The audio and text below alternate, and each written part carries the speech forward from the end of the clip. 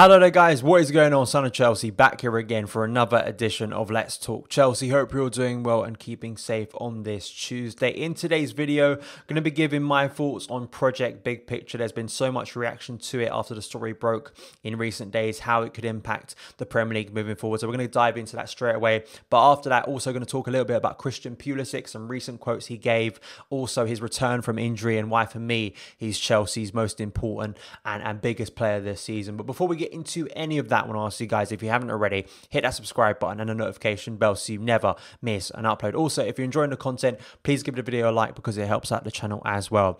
So Big Picture, Project Big Picture. Of course, this story broke on Sunday, sort of morning, early afternoon time, and there's been so much reaction to it. Strong opinion, obviously. I've given my opinion on sort of social media at the moment. But I wanted to make a video about it because it's such a big thing. I was going to talk about this yesterday, but the problem with the proposals and sort of going into this and all the details of it, it's quite complex. And I definitely suggest, as I do for all my Let's Talk Chelsea episodes, I'm going to leave links to a lot of articles I reference because I think it's relevant to understand what these proposals are, really go through them, the finer details, the big points of them, but also smaller points because there are conflicting things that I think there are some proposals in here that are sort of lines in sort of articles where you think, oh, that's sort of a good idea, that could sort of improve the game, maybe the viewing experience or just the way we consume football. I think there were certain things. Overall though, for me, the big picture of Project Big Picture is toxic. I think it's a really horrible idea and I think it would be a great detriment to not only the Premier League but the English game as a whole. But obviously, Sam Wallace breaking the story for the Telegraph on Sunday, and then The Athletic did a really good explain piece of it, basically. As you can see here, United, Liverpool and Paris spark nuclear war in English football. That's from Adam Crafton. And also Matt Law did a really good opinion piece, sort of rejecting this idea and opposing it in the Telegraph yesterday. So basically, the big takeaways of this, if you don't know already, the proposal would be to cut the Premier League to 18 teams to give the top teams greater control, scrapping the League Cup and the Community Shield, EFL clubs to receive 25% of Premier League revenue on top of a 250 million bailout. The top clubs, the most established clubs in the Premier League, getting sort of more voting rights and sort of greater control would be Liverpool, Man United, Arsenal, Chelsea, Spurs, West Ham, Everton and Southampton. So a lot to take in there and there's a lot to dive into. I think just trying to go on track and go point by point for me, I think the most toxic thing about this idea that instantly when I think of why I oppose this so much, there's several reasons, but firstly, it's the idea of clubs in the Premier League being able to veto new owners. That was one of the things that came out that I think just sounded like an absolutely terrible idea that has got dire consequences. And I think it leads into not only just looking at the way that would work out in terms of top clubs, say like Liverpool, Chelsea, City, seeing potentially a threat, say, and we just saw this with the Newcastle potential takeover. I'll give you an example scenario. A massive owner wants to take over, say, Sheffield United in the Premier League, inject a lot of money like City and Chelsea and take them to the top of the game. That's a threat to the current top six, the establishment. And I think that's what, for me, you get to with Project Big Picture. It's the top six and the top clubs nailing down their superiority of being threatened by potential owners coming into the league, investing money on clubs that aren't as successful and potentially taking them to the top of the league, as we saw with Man City and Chelsea. And the threat potentially, and I think mostly being led by Liverpool and Man United, of having their places being in jeopardy. I think that's the thing that sort of radiates throughout all of this. It's so clear that it's a power grab. It's them being threatened, them not wanting to be challenged, them not having another Leicester scenario. So you look at Man United at the moment, haven't won a Premier League title since 2013. How much do Glazers care about that? I'm not entirely sure. But even you look at Liverpool, they were outside the sort of the title picture for quite a while until Jurgen Klopp arrived. So there's probably a lot of that going into this as well. It's disappointing seeing Chelsea being involved in these discussions, but it's not that surprising. And I'm speaking personally as a fan, as a football fan, not only as a Chelsea fan.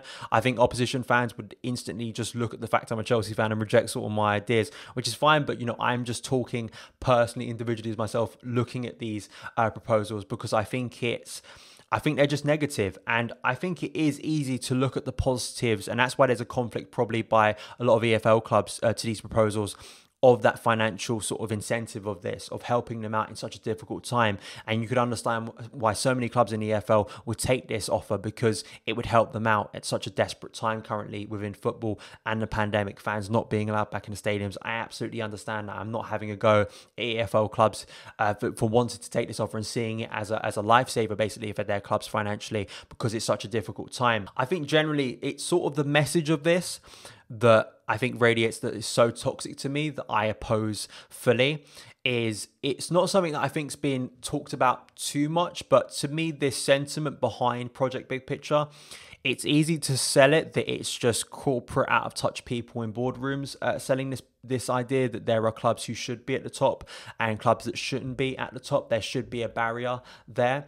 But for me, this is a sentiment that's been expressed by fans, by pundits, by media for a number of years. You know, proper clubs, whatever you want to call them, sort of the challenge of City and Chelsea getting investment and challenging the establishment of Arsenal, Liverpool and Man United, and taking over and winning Premier League titles and massive domestic success over the last 15 to 20 years. Sort of the status quo. And that's what FFP was as well. That was sort of nailing down more superiority, not allowing smaller clubs and not giving them the opportunity to be bankrolled and sort of have a dream of going forward. You know, this sort of idea that clubs like Liverpool, Man United are meant to be at the top of the English game. You know, I think even to a lesser extent, when you hear stuff like I'd rather Leeds in the Prem over Bournemouth because they're a proper club, and sort of the establishment of the Premier League not wanting another Man City, another Blackburn, another Chelsea again, and just I think it's just so. I just cannot believe anyone would be open to the idea that, say, Liverpool can reject a new owner of another club because it could potentially jeopardise their place at the top of the Premier League. I just don't know how anyone could see that as a positive. It's the same with Chelsea. You know, Chelsea rejecting an owner of a club. I think it's just such a toxic and horrible idea. I think also it just very naturally relates to the pay-per-view announcement recently of fans having to pay 15 quid basically to watch a game that isn't initially being broadcast. There's been so much reaction, a negative reaction and opposition to it by fans, and absolutely right, because it's ridiculous asking fans on top of paying a lot already for Sky and BT to pay another 15 quid for a game, and they know that fans will pay it. And I think there's a sense of hopelessness at the moment with a lot of supporters. That's the way I've been feeling in recent days, that you know you don't have any control over this, and even if your club is involved, I can't justify this because I think it really dampens the Premier League, and the idea of a European Super League is just horrible. It has been, but it's been lurking in the shadows for a number of years. It's always been touted. At some point during the year, you always hear proposals that a European Super League could be on the horizon. League Cup being scrapped. All right, the League Cup isn't maybe the most glamorous competition, but it's a piece of silverware. It's a chance for a team to win a piece of silverware, and taking some of that away potentially for a European Super League or more midweeks, free midweeks for clubs. I think these are really negative proposals, and I think all it will do is widen the gap between the likes of Liverpool, Chelsea, United, Arsenal, Spurs with the rest of the league. And I don't know why clubs like, say, Aston Villa, who aren't in sort of the establishment, as you say, even though they are a recognised bigger club sort of within the Premier League, of being in the league and, you know, having great history, why clubs like that, why clubs like Crystal Palace, why clubs like Wolves, for instance, who've been trying to grow over recent years, would want this in the Premier League, because it would sway the voting power. It would reject the idea that a club like Wolves can win the Premier League one day. And that's the crux of this argument, and the idea that somehow there are clubs who should be at the top, the establishment should be there, and you should just accept your place in football. If you're not one of the top six, just accept that's where you're going to be. I think this is so toxic. I think it's just a horrible idea, and I completely oppose it, and I'm disappointed to see Chelsea involved with it, but it doesn't surprise me, these clubs wanting to protect their asset, protect their place at the top of the Premier League. So those are my thoughts on a quite complex situation. I hope I didn't ramble too much, and I hope my arguments and sort of opinions were quite concise and clear, but please let me know your thoughts. I'm really interested to hear your thoughts on Project Big Picture. Your thoughts, do you think it's positive, negative? Please let me know in the comments below. And before I wrap up today's video, I want to talk a little bit as well about Christian Pulisic. He's given some quotes to CBS Sports recently about his return from injury, getting into the squad, the new players being brought in this summer, and his hopes for Chelsea's season. So this is what he had to say. We've brought in more experienced players this year with some new signings, and I think we also have a great group of young guys, so I think it's a really good mix. What was great about last year is a lot of the young guys got a a lot of experience. This year, there's definitely a boosted confidence. We've got an edge. We're ready. We want to compete and we want to win titles. Our goal is to finish at the highest standing in the Premier League and win every trophy available, Champions League included. We've got a great group of guys. We're going to compete and we're hungry to win titles. So some really interesting quotes from Pulisic, and it doesn't surprise me, sort of his own self-confidence in his ability, because we saw it at the back end of last season, and his sort of individual importance to this team under Frank Lampard grew so much by the end of last season. You could sort of look at it positive, negative, right? You know, in terms of it being lopsided creatively, relying so much on one player, opposition teams shutting down that sort of threat. Obviously, we hope this season there'll be many more threats for teams to deal with Havertz, Ziyech, Werner, and others too. But I think when you look at Pulisic and you look at the data behind Pulisic as well, that impresses me.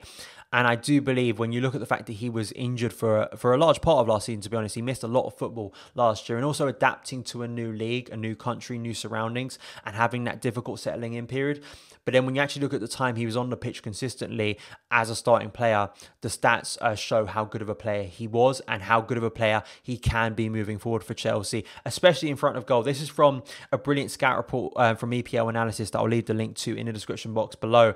And you see from goal involvements in terms of the graph when relating it to goals and assists per 90 last season in relation to other attackers in the Premier League. But when you actually look at the numbers and the time he actually was on the pitch last season for Chelsea, those numbers become even more impressive, and you think if he can have a full season without any major injury problems, he can be a really threatening player. But also his movement on and off the ball in terms of speed, acceleration, also anticipation. This is something I regularly bring up with Christian Pulisic. They impressed me so much. For a wide player, I think the anticipation for goals is as good as a striker. He seems to just have this natural instinct to be in the right place at the right time when a cross goes into the box, but also whether that's, you know, making a run or, you know, taking the ball himself and creating an opportunity for himself, as you saw against Liverpool, that brilliant goal setting it up for Tammy Abraham. He just always seems to be in the right place, and that's such a difficult thing to teach, but also for opposing teams, such a difficult thing to defend against. And as you can see from ball progression, this graph from the scout report, sort of the runs he makes and the diagonal runs he makes are so hard to counteract and sort of stop. And I think that as we're sort of looking at this team developing, the new players coming in, and that sort of frustration, I spoke about this yesterday with Ziyech coming back into the team, and the frustration at the moment at Chelsea don't look as fluid, not creating a lot of clear-cut opportunities, and Timo Werner not getting a lot of clear-cut opportunities. I think once both Ziyech and especially Pulisic are in the team, that is going to change, because Pulisic adds another dimension to our attacking play. He's such a big threat. He's so hard to stop in many ways.